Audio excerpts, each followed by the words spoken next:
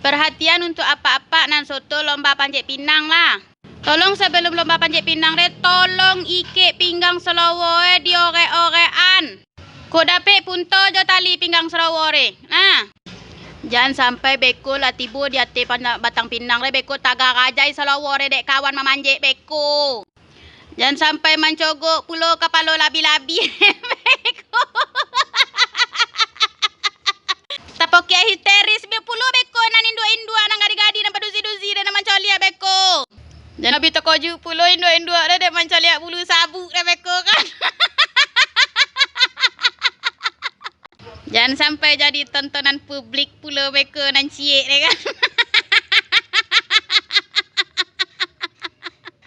Jangan sampai jadi perhatian pulau nan satu deh beko kan.